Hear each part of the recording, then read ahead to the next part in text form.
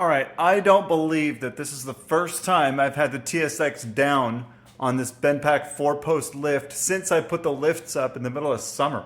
I just haven't really had a lot of reason to put the car down. It's not on the road right now because of registration issues, which is dumb, except for the fact that it runs great. I've had it parked. But now it's time to do a job.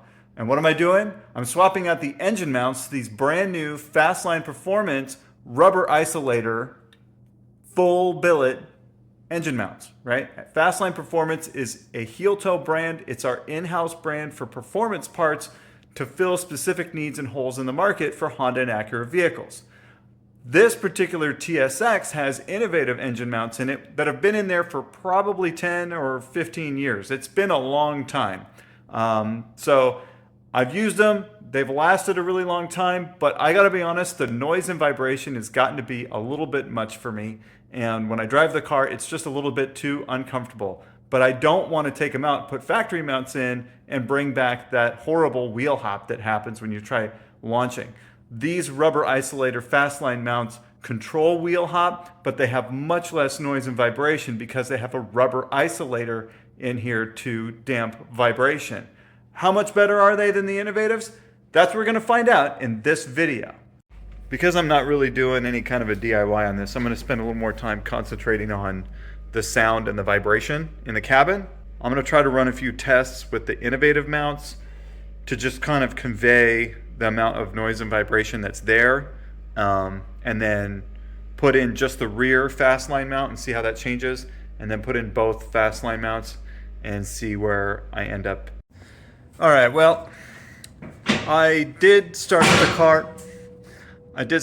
car. And I tried using a vibration meter that I downloaded from the App Store, and honestly, it wasn't really helping me out that much. I didn't think it was going to record much of a difference no matter what engine mounts were in there, but you could definitely feel and hear a difference when the mounts are in. So I decided I'm just going to go ahead and do the swap of the mount.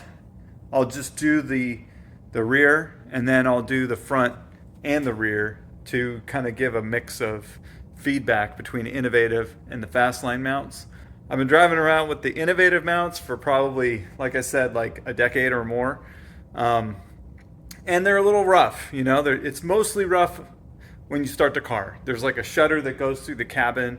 The dash kind of hops around a little bit. After it's running, it's not so bad. Like the vibration is not really terrible, but you get a lot more noise coming into the cabin. And if you are a little herky-jerky with it, that you could just feel that there's a lot more transmission of noise and vibration and just movement into the chassis. And it makes it uncomfortable, right? Most of the time, if you're driving fast or you're performance driving, you don't notice it, you don't even care. But if you're just trying to cruise, it makes it more uncomfortable. So the whole point to the Fastline one is to try to get a lot of the same driving experience, but bring back some of that comfort. So we'll see how it goes. I got some tools. I'm going to swap them out, and then we'll go side by side, and I'll give you some feedback. All right, here we are under the hood. You can see the innovative mount right there. It's fairly easy to get to in the rear. Actually, it'll come out the top. I'm going to have to pull off the tower brace, maybe both braces, I'm not sure. But I'll get that rear one swapped out, I think pretty simply. Just a super long extension, swivel socket, whatever. The front one is a little trickier just because with the manifold here, it's a little tight. I don't think I'm going to have to take the manifold off, but I'll have to take this reservoir out, maybe undo one of the fans, and then I'll be able to get the front mount out here. This isn't a DIY video. Your experience is going to be different if you have OEM mounts anyway. Yeah, man, the only way to do this is with a long ass extension and a little swivel at the bottom. Okay, the little bolt behind the mount, that one's not so easy, but I got it. Man, oh man, you kind of have to run this one out all the way by hand, which kind of sucks. Woo! Finally. Whew. Took a minute to get that. There's a lot of threads on that bolt, which is super annoying, but also there's not a lot of room back there. But I got it out. Got it out. All right, I got the engine supported below. You got to take some weight off of the mount before it comes out. And there we go. Oh, will she fit past the valve cover? All right. I just pulled it past this hose here, and she's out. So yeah, I think this was one of the first innovative mounts they made. It's been in my car for probably, well geez, I've been in Oregon for 11 years, and I put it in before I moved here, so it's been a while. So here we have a Fastline mount compared to the innovative mount, and you can see this is a steel construction, welded with a powder coat on the outside. They did a really good job designing these so that all the pieces kind of key together like a puzzle, and then they weld them. So it's a really good stable part.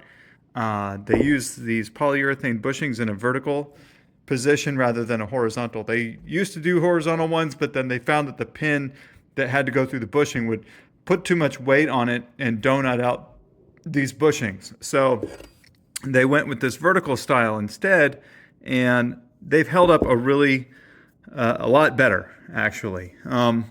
Brand new innovative mounts have a different looking crown. This washer and the crown is kind of integrated into one thing, but still the bolt here is what the engine mount sort of rests on. Now here we have the Fastline mount, which uses all billet aluminum construction rather than the welded steel. So this is all very solid feeling too.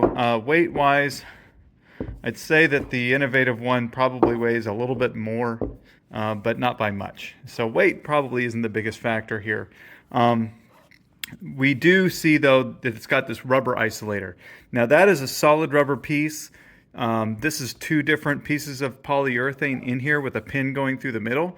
And then there's like a plate in between that limits the movement.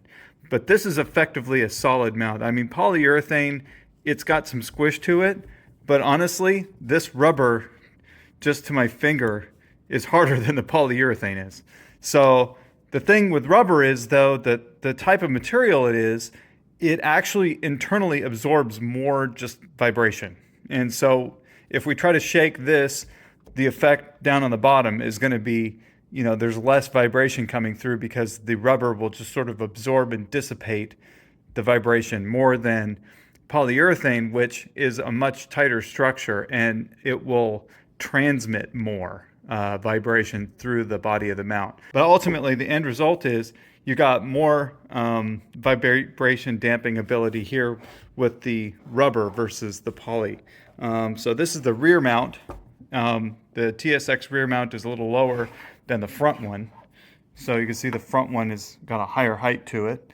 And then the rear innovative is about the same height. So there you go. I'm gonna try to drop this guy in there. It does have a little more bulk to it, so hopefully it doesn't have more difficulty going in, but ultimately it's still gonna be smaller than the factory mount. The factory mount is massive compared to this. And this is a pre-production unit. It's very close to production, but it doesn't have all the final marking or assembly on it. I mean, I guess the one that you would get is going to look effectively the same as this. It'll just have some more laser marking on it.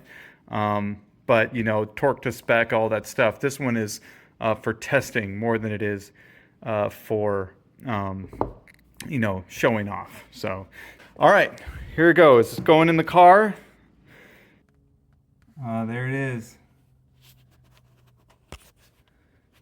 Only got a little bit of blood. Yes, that is blood, not paint. I got to give a shout out to Milwaukee Tools.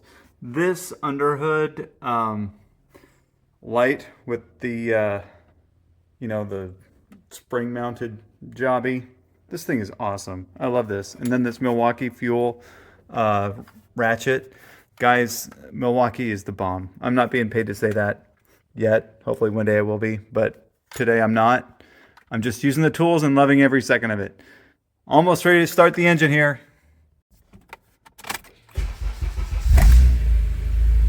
Okay. All right.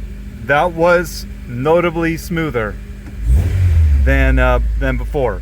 It's less noisy in here, and yeah, rubber works. Okay, so let me flip the camera around here.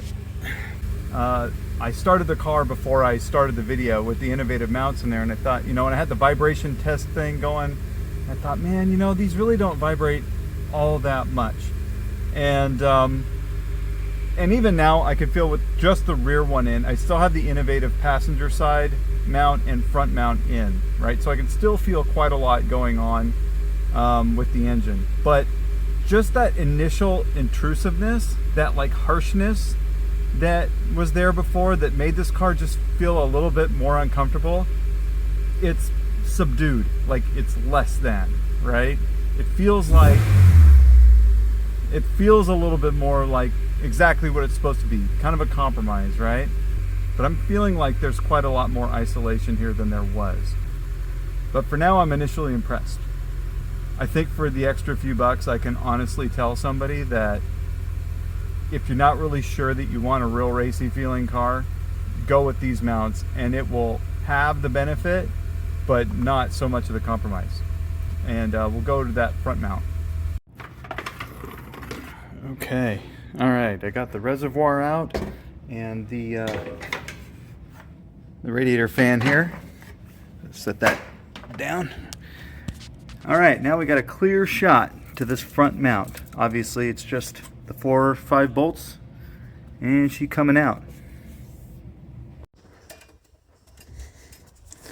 All right, there is the innovative and the Fastline.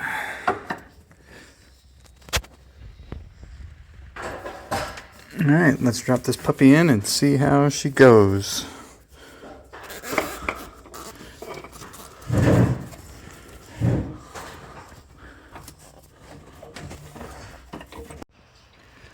All right, all bolted in place. I just got to put this last bolt in there, and then we'll be able to see how she runs with the front and the rear in place.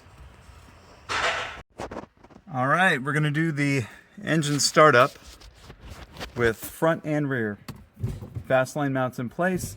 Innovative still on the right side, so I'm not really sure how that's gonna work out. I have an OEM one on order, which I would prefer to have over there for this, but let's see what we can feel. All right, yeah. That is a lot less noise in the cabin, and it's not that